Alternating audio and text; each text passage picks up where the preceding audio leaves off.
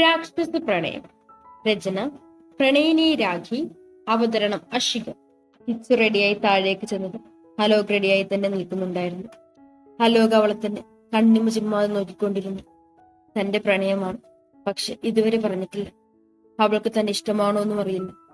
പക്ഷെ ഒന്നിനും വിട്ടുകൊടുക്കില്ല ഞാൻ. എന്റേതാണ്, എന്റേത് മാത്രം. സർ, ബോഡി ഗാർഡിൽ ഒരാൾ വന്ന് വിളിക്കുമ്പോഴാണ് അലോക് കിച്ചന്റെ മുഖത്ത് നിന്നും കണ്ണെടുക്കുന്നത്. പോകാം എന്നും പറഞ്ഞുകൊണ്ട് കിച്ചന്റെ കൈയും പിടിച്ച് കാറിലേക്ക് കയറി. ഏതോ അമ്പലത്തിന്റെ ഫ്രണ്ടിൽ നിർത്തിയിട്ട് അലോക് അവളുടെ കൈയും പിടിച്ച് പുറത്തേക്ക് ഇറങ്ങി. അപ്പോഴും കിച്ചു അവനെ മുഖമുയർത്തി നോക്കിയില്ല. എതിർക്കാൻ സാധിക്കാത്തതുപോലെ തന്നെ വിവാഹം ചെയ്യാൻ പോവുകയാണ് ഈ ഒരുക്കങ്ങളിലൂടെ അവൾക്ക് മനസ്സിലായിരുന്നു. എതിർത്തിട്ടും കാര്യമില്ല. കോളേജ് ക്യാമ്പസിൽ നിന്നും കേട്ട അലോക് ആഗ്രഹിക്കുന്നതെന്നും എന്ത് വില കൊടുത്ത് സ്വന്തമാക്കുന്നവനാണ്. അത് ഇന്നലത്തെ അവന്റെ പ്രവൃത്തിയിൽ നിന്നും അവൾക്ക് മനസ്സിലാകുകയും ചെയ്തിരുന്നു. ഓരോന്ന് ചിന്തിച്ചുകൊണ്ട് നടയിലെത്തിയത് പൂജാരി താലിയുമായി വന്നു. കിച്ചു കണ്ണുകളടച്ച് പ്രാർത്ഥിക്കുകയായിരുന്നതിനാൽ ഇതൊന്നും അറിഞ്ഞതേയില്ല. കഴുത്തിലൊരു നിശ്വാസം തട്ടിയപ്പോഴാണ് അവൾ കണ്ണുകൾ തുറന്നത്. അപ്പോഴേക്കും 3 കെട്ടുകളും കെട്ടിയിരുന്നു. ഇതെല്ലാം പ്രതീക്ഷിച്ചുകൊണ്ട് തന്നെയാണ് ഇവിടെ നിന്നിരുന്നതെങ്കിലും പെട്ടെന്ന് നടന്നപ്പോഴുള്ള ഷോക്ക് അവളിൽ പ്രകടമായി. കണ്ണുകൾ നിറഞ്ഞൊഴുകി. അവൾ കണ്ണുകൾ അടച്ചു പ്രാർത്ഥിച്ചു. നെറുകയിൽ സിന്ദൂരവും ചാർത്തി അവളുടെ കൈയും പിടിച്ച് 3 വലം വെച്ച് തിരുനടയിൽ ഒരിക്കൽ കൂടി തൊഴുതുകൊണ്ട് നേരെ കാറിലേക്ക് കയറി. കാറിൽ കയറിയതു മുതൽ നിശബ്ദതയാണ്. അലോക് അത് മനസ്സിലാക്കിയതുപോലെ അവളെ തന്നിലേക്ക് ചേർത്ത് പിടിച്ചു. കാർ ഒരു കൊട്ടാരം പോലുള്ള വീടിന് മുന്നിൽ നിർത്തിയപ്പോഴാണ് കിച്ചു അലോകിനെ നോക്കിയത് തന്നെ. ഞാൻ പ്രതീക്ഷിച്ച പോലെ വലിയ കുഴപ്പമൊന്നുണ്ടായില്ല ഏട്ടത്തി. സന്തോഷത്തോടെ തന്നെ ഇവിടുത്തെ അമ്മയും അച്ഛനും എന്റെ വീടിന്റെ മകളായി തന്നെയാണ് സ്വീകരിച്ചത്. ഈ നിമിഷം വരെ എന്നെയൊന്നും നുള്ളിപ്പോലും നവിച്ചിട്ടില്ല, കുറ്റപ്പെടുത്തിയിട്ടില്ല. പക്ഷെ ആരുഷി, അവളാണ് കൂടുതൽ എന്നെ അപമാനിച്ചുകൊണ്ടിരിക്കുന്നത്. അന്നും അലോക് അവൾ കിട്ടൊന്ന് പൊട്ടിച്ചിരുന്നു. അല്ല കിച്ചു, നീ എന്നിട്ട് വീട്ടിൽ പോയില്ലേ? പോയിരുന്നു ഏട്ടത്തി. പക്ഷെ അച്ഛനും ഏട്ടനും എന്നെ ആട്ടി ഓടിച്ചു. ഇങ്ങനെ ഒരു മകൾ ഇല്ലെന്ന് തന്നെ പറഞ്ഞു. ഞാൻ മനസ്സാവാച അറിയാത്ത തെറ്റ് അവർ എനിക്ക് പറയാനുള്ളത് പോലും കേൾക്കാതെ കാണണ്ടെന്ന് പറഞ്ഞു. പിന്നെ അച്ഛൻ മരിച്ച അന്നാണ് ഞാൻ അവിടേക്ക് കയറി ചെല്ലുന്നത്. അവരെന്നെ അച്ഛന്റെ ചിത പോലും കാണിച്ചില്ല. അതും പറഞ്ഞു കിച്ചു വൈദ്യുവിനെ കെട്ടിപ്പിടിച്ചു കരഞ്ഞു. കിച്ചുവിന്റെ കരച്ചിലൊന്നും ഒതുങ്ങിയത് വൈദ്യു ചോദിച്ചു. പിന്നെ എപ്പോഴാണ് രാമേട്ടൻ നിന്നെ കാണാൻ വരുന്നേ? ദശുമോന്റെ 10ാം പിറന്നാൾ ആ രാത്രി. പിറന്നാൾ ആഘോഷമെല്ലാം കഴിഞ്ഞ് എല്ലാവരും പിരിഞ്ഞു പോയത്. അപ്പോഴാണ് ഗേറ്റിന് മുമ്പിൽ ഒരാൾ വന്നിരിക്കുന്നത് കാണുന്നത്. സെക്യൂരിറ്റി വിളിച്ചു ചോദിച്ചപ്പോഴാണ് അയാൾ രാവിലെ മുതൽ ഇവിടെ തന്നെ ഉണ്ടെന്ന് അറിയുന്നത്. അപ്പോയിന്റ്മെന്റ് എടുക്കാത്തതുകൊണ്ട് കയറ്റി വിടാത്തതാണ്. പിന്നീട് വരാൻ പറഞ്ഞിട്ട് അദ്ദേഹം അതൊന്നും കൂട്ടാക്കാതെ ഇവിടെ ഇരുന്നു. അലോക് അദ്ദേഹത്തെ കയറ്റി വിടാൻ പറഞ്ഞത് അന്നാണ്. എന്റെ ഏട്ടനെ 10 കൊല്ലത്തിന് ശേഷം ഞാൻ കാണുന്നു. എന്നെ കണ്ടതും ഏട്ടൻ കെട്ടിപ്പിടിച്ച് ഒരുപാട് മാപ്പ് പറഞ്ഞു. എനിക്ക് ആദ്യമൊന്നും മനസ്സിലായിരുന്നില്ല. പിന്നെ ഏട്ടൻ പറഞ്ഞു കേട്ടപ്പോ ഞാൻ ഞെട്ടിപ്പോയി. വേണിമോളെ, ഏട്ടനോട് ക്ഷമിക്കണം. നിന്നെ പൊന്നു പോലെ നോക്കിയ ഞങ്ങൾ നീ ചതിച്ചെന്നാ കരുതിയേ. ദേ, ഈ ലെറ്റർ കയ്യിൽ കിട്ടിയത് മുതൽ. അതും പറഞ്ഞു രാമൻ ആ ലെറ്റർ കിച്ചന്റെ കയ്യിൽ വെച്ചു കൊടുത്തു. ഏട്ടാ, ഇതെന്റെ കൈയശ്രമല്ല. അത് വായിച്ചത് കിച്ചു ഉറപ്പോടെ പറഞ്ഞു. എവിടെ? അലോകും അത് വായിച്ചു നോക്കി. അളിയ, ഇത് കിച്ചുവിന്റെ കൈയശ്രമല്ല. പിന്നെ എനിക്ക് പരിചയമുള്ള ഒരാളുടെ ഹാൻഡ് റൈറ്റിംഗ് ആണ്. പക്ഷെ അത് ആരാണെന്ന് അങ്ങോട്ട് ഓർമ്മ കിട്ടുന്നില്ല. അന്ന് വേണി ഞങ്ങളെ ചതിച്ചെന്ന്, അവൾക്ക് ഒരാളെ ഇഷ്ടമാണെന്നും ഇനി ഞങ്ങളെ അന്വേഷിക്കരുതെന്നും വേണി പറഞ്ഞ ഐസാണെന്നും പറഞ്ഞു ഒരു പെൺകുട്ടി എന്റെ കയ്യിൽ ഈ ലെറ്റർ കൊണ്ടുവന്ന് തന്നു. അത് ആരാണെന്ന് കണ്ട രാമൻ അറിയാൻ പറ്റുമോ? അലോക്, പറ്റും. കുറച്ച് മോഡേൺ ആയിരുന്നു ആ കുട്ടി. ഞങ്ങളുടെ നാട്ടിലെ കുട്ടികളെന്ന് ഒറ്റ നോട്ടത്തിൽ തന്നെ എനിക്ക് മനസ്സിലായിരുന്നു. അല്ല, രാമൻ എങ്ങനെ ഈ അഡ്രസ് കിട്ടി? അത് വേണിമോൾ പഠിച്ച കോളേജിൽ പോയി അന്വേഷിച്ചു. അവിടുത്തെ പ്രിൻസിപ്പളാണ് ഈ അഡ്രസ് നൽകിയത്. അപ്പൊ ഏട്ടനൊന്നും എന്നെ വിളിക്കാൻ പാടില്ലായിരുന്നോ? സാരമില്ല കുട്ടി. സെക്യൂരിറ്റി എന്നോട് അപ്പോയിന്റ്മെന്റ് എടുത്തിട്ടുണ്ടോ എന്ന് ചോദിച്ചു. ഞാനില്ലെന്നും പറഞ്ഞു. പിന്നെ ഇവിടെ വന്നപ്പോഴറിയുന്നേ മോന്റെ ബർത്ത്ഡേ ആണെന്ന്. എവിടെ വേണി നിങ്ങളുടെ മോൻ? അലോക് വിളിച്ചത് മുകളിലായിരുന്നവൻ ഡാഡിയുടെ വിളി കേട്ട് താഴേക്ക് വന്നു. യെസ് പപ്പ. ഇത് നിന്റെ മാമനാണ് രാമൻ, അമ്മയുടെ ഒരേ ഒരു ആങ്ങള. ദക്ഷിന്റെ മുഖത്ത് അത്ഭുതമൊന്നും കണ്ടില്ല, എന്തോ വേറൊരു ഭാവം. സോറി ദശുമോനെ, മാമനോട് വന്നപ്പോഴറിയുന്നത് മോന്റെ ബർത്ത്ഡേ ആണെന്ന്. മാമൻ ഗിഫ്റ്റ് ഒന്നും കൊണ്ടുവന്നിട്ടില്ല കേട്ടോ, ഹാപ്പി ബർത്ത്ഡേ എന്നും പറഞ്ഞ് അവന്റെ നെറുക്കയിൽ ചുംബിച്ചു. അപ്പോഴും അവൻ യാതൊരു ഭാവ വ്യത്യാസവും ഉണ്ടായിരുന്നില്ല. രാമനെ തന്നെ നോക്കിക്കൊണ്ടിരുന്നു. ഏട്ടന് ഇവിടെ ഇരിക്കും, ഞാൻ കുടിക്കാനെടുക്കാം. രാമൻ അടുത്തുള്ള സോഫയിലിരുന്നു. അല്ലേട്ടാ, വീട്ടില് പിച്ച് ജ്യൂസ് കൊണ്ടുവന്നുകൊണ്ട് ചോദിച്ചു.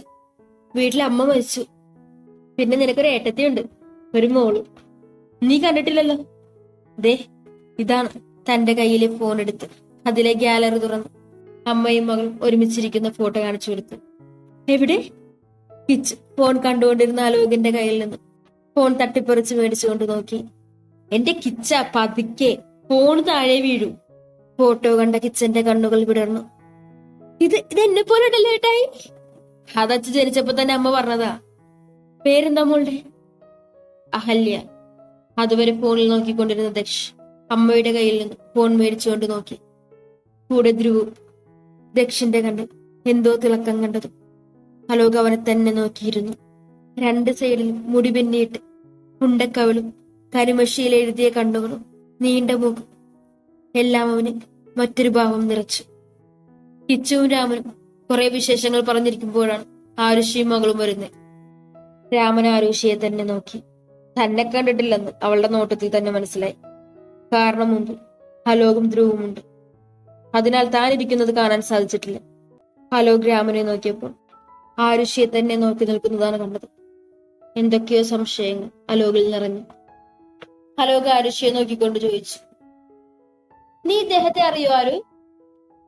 ആരാ ഇപ്പൊ വന്നിരിക്കുന്നേ? ഒരു പുച്ഛം കലർന്ന ചിരിയിൽ പറഞ്ഞത്. രാമനെ കണ്ട് ആരുഷിയിൽ വിപ്രാളം നിറഞ്ഞു. ആരുഷി, നിന്നോടാണ് ഞാൻ ചോദിച്ചത്. അലോക് മുന്നിൽ വന്നു നിന്നുകൊണ്ട് ചോദിച്ചു. എനിക്കറിയില്ല. എന്താ ഒരു വിക്കല്? അലോക് ഒന്ന് പുച്ഛിച്ചുകൊണ്ട് പറഞ്ഞു. എനിക്കറിയില്ല. ഓക്കെ. അപ്പൊ ഇത് നിന്റെ കൈശ്വരല്ലേ? അത് കണ്ടതും ഒന്ന് പതറിയെങ്കിലും അവളില്ലെന്ന് തന്നെ ഉറപ്പിച്ചു പറഞ്ഞു. മുഖത്ത് നോക്കി കള്ളം പറയുന്നു. അലോക് അവളുടെ കവളിലിട്ടൊന്ന് പൊട്ടിച്ചു. ആ പറടി, ആര് പറഞ്ഞിട്ടാ നീ അന്നവനെ പറഞ്ഞു വിട്ടത്? അതുകൂടി കേട്ടത് ആരും ഞെട്ടി അലോകിനെ നോക്കി. മുഖമാകിച്ചു വന്ന് ഒരു രാക്ഷസനെ പോലെ ആരുഷൊന്നും നിറയിറക്കിപ്പോയി. താൻ തന്റെ ചേട്ടനെ കുറിച്ച് കേട്ടറിഞ്ഞ ഭാവം. പന്ന മോളെ പറയടി. മുടിക്കത്തിൽ പിടിച്ച് അവൾക്ക് നേരെ അലറി. പറയാവട്ടെ ഒന്നേങ്ങിക്കൊണ്ട് അവൾ പറഞ്ഞുപ്പിച്ചു. അന്ന് വിവേകം വന്നതും കൃഷ്ണയോട് ചെയ്തതും ഒക്കെ ഞാൻ പറഞ്ഞിട്ടായിരുന്നു. ആർക്ക് വേണ്ടി? അലോക് അത്രേ ചോദിച്ചുള്ളൂ. ടെസ. അലോകിന് അത് മനസ്സിലായിരുന്നു എന്തിനാണെന്ന്. ബാക്കി പറ.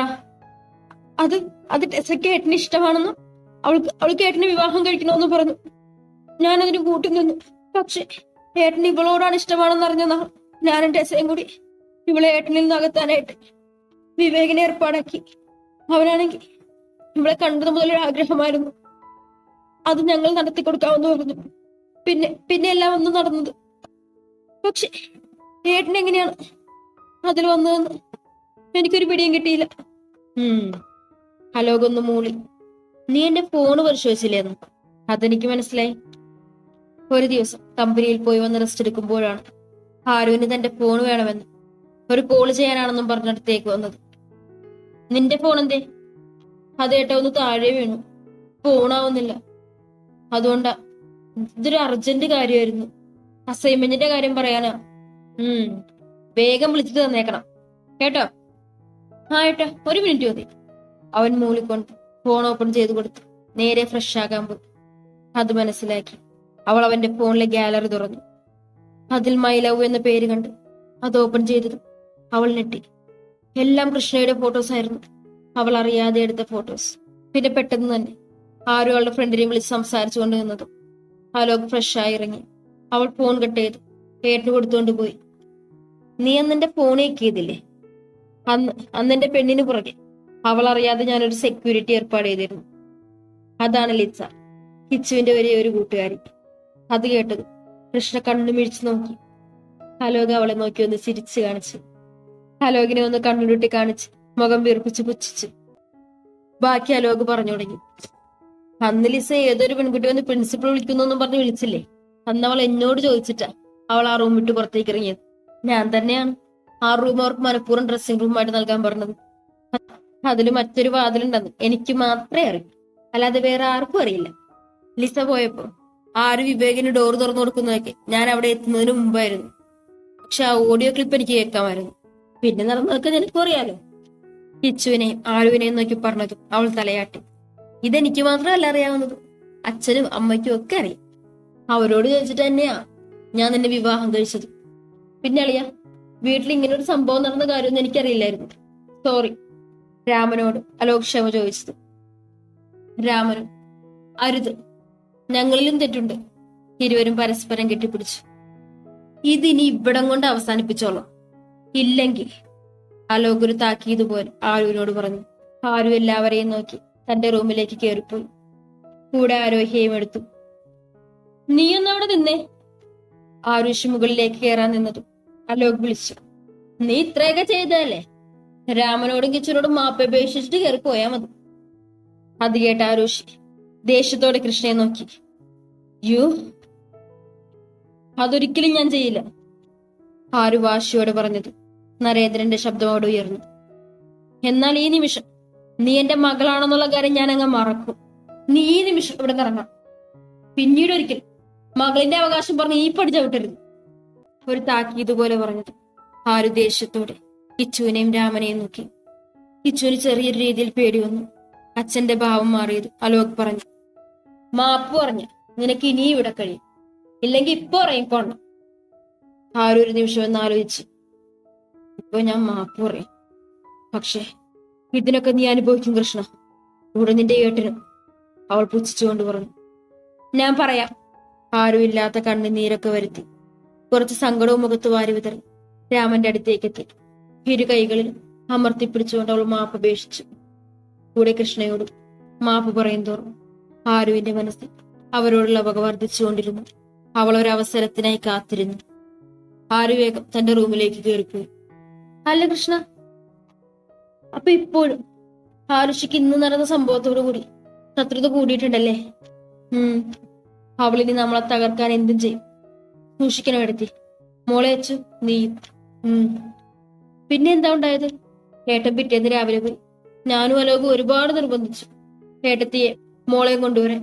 അപ്പൊ പറഞ്ഞു എല്ലാം അറിയുന്നൊരു ദിവസം വരും, അപ്പ അറിഞ്ഞാ മതി, ഇപ്പൊ ഒന്നും അറിയണ്ടെന്ന് പറഞ്ഞു. അന്ന് പോയ ഏട്ടൻ പിന്നെ വരുന്നത് യഷിന്റെ 15 വയസ്സിലെ ബർത്ത്ഡേയുടെ അന്നായിരുന്നു. അന്ന് അവനോട് എന്ത് ഗിഫ്റ്റ് വേണമെന്ന് ഏട്ടൻ ചോദിച്ചു. കണ്ണൻ ഏട്ടന്റെ ചെവിയിൽ എന്തോ പറഞ്ഞു. അന്ന് തന്നെ ഏട്ടൻ അവന് വാക്കും കൊടുത്തു. അന്ന് പോയത് പിന്നെ ആ ആക്സിഡന്റ് ദിവസം അന്ന് രാവിലെ ഏട്ടൻ അവന്റെ കയ്യിൽ എന്തോ ഒന്ന് ഏൽപ്പിച്ചിരുന്നു. അതെന്താ അമ്മായി? അത് അവനെ അറിയൂ മോളെ, എനിക്കതുമായി യാതൊരു ബന്ധവുമില്ല. മോള് എന്നെ ചോദിച്ചു നോക്കുക കേട്ടോ. പിന്നെ അങ്ങോട്ട് ചെന്നാ മതി, ഇപ്പൊ തന്നെ പറഞ്ഞുതരും. ഏട്ടന്റെ മരണാനന്തര ചടങ്ങുകൾ നടക്കുമ്പോഴെല്ലാം ഞാനും ലോകം പിന്നെ ദക്ഷുണ്ടായിരുന്നു. പക്ഷെ ഞങ്ങൾക്ക് പറയാൻ സാധിക്കുമായിരുന്നില്ല, കാരണം ഏട്ടനൊരു ശത്രുണ്ട്. അതാരാണെന്ന് കണ്ടുപിടിക്കാനുള്ള ശ്രമത്തിലായിരുന്നു ഞങ്ങൾ. നിങ്ങളുമായി അടുത്തെന്നറിഞ്ഞ ആ ശത്രു പിന്നെ പുറത്തേക്ക് വരില്ല. അതുകൊണ്ട് ഏട്ടനൊരു വാക്ക് കൊടുത്തിരുന്നു, എന്ന് ദശും അച്ഛൻ മാരീഡ് ആവുന്നു അന്നേ അവരെല്ലാം അറിയാൻ പാടുള്ളൂ എന്ന്. അതാണ് ചേട്ടത്തി ഒന്നും പറയാതിരുന്നത്. പക്ഷെ ഏടത്തിയുടെ എല്ലാ വിവരവും ഞങ്ങൾ അറിയുന്നുണ്ടായിരുന്നു, ഓരോ നിമിഷവും. ഇന്നാണ് എല്ലാം രണ്ടുപേരും അറിയേണ്ട ദിവസം. വൈദ്യു ഒന്ന് മൂളുക മാത്രം ചെയ്തു. ആരാണ് ശത്രു? അതും കൊല്ലാൻ മാത്രം. ഇനി ആരുഷിയായിരിക്കുവോ? കാരണം ഇത്രയും പ്രശ്നങ്ങൾ ഉണ്ടായത് അവള് കാരണമല്ലേ? അവളല്ലെങ്കിൽ പിന്നെ ആരാ? കണ്ടെത്തണം. പിന്നെ അച്ചുമോളെ, അമ്മായിക്ക് കുറച്ച് കാര്യങ്ങളെ അറിയൂ, ബാക്കിയെല്ലാം കണ്ണനെ അറിയൂ. ഈ കണ്ണൻ ആരാണെന്നല്ലേ? നമ്മുടെ ദശിനെ വീട്ടിൽ വിളിക്കുന്ന പേരാണ് കണ്ണൻ, ധ്രുവിനെ ഉണ്ണി. ഇനി പ്രസന്റിലോട്ട്. ഇതേ സമയം ആരോഹിയുടെ റൂമിൽ. ഹലോ. ആരോഹി കോൾ ചെയ്തതും മറുഭാഗത്തുനിന്നും കോൾ കണക്ട് ആയി. Hello Varun. Yes dear Rohi, tell me. Varun, ഞാനൊരു ഫോട്ടോ അയച്ചിട്ടുണ്ട്. അവളെ എത്രയും വേഗം പൊക്കണം, പിന്നെ ജീവനോടെ കാണരുത്. നിനക്കും ഗുണമുണ്ടാവോളെ കൊണ്ട് പറഞ്ഞു വന്നത്. Yes dear, I understand what you say. Send it quickly. Okay dear. അവൻ വശ്യമായി വിളിച്ചത് അതിന്റെ അർത്ഥം മനസ്സിലാക്കിയതുപോലെ അവൾ പറഞ്ഞു. I will be there tonight for you. A special night. Okay dear, I M waiting. Coming soon. ഇനി നീ ദർശന്റെ ജീവിതത്തിൽ ജീവനോടെ ഉണ്ടായില്ല അഹല്യ. കോൾ കട്ടായത് അവൾ അട്ടഹസിച്ചുകൊണ്ട് പറഞ്ഞു. കൂടെ അച്ചുവിന്റെ ഫോട്ടോയും സെൻഡ് ചെയ്ത് കൊടുത്തു.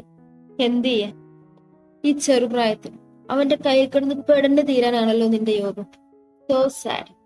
What you lucky angel. അച്ചുവിന്റെ ഫോട്ടോ നോക്കി മുരണ്ടുകൊണ്ട് ആരുഷി ഡോർ തുറന്നു.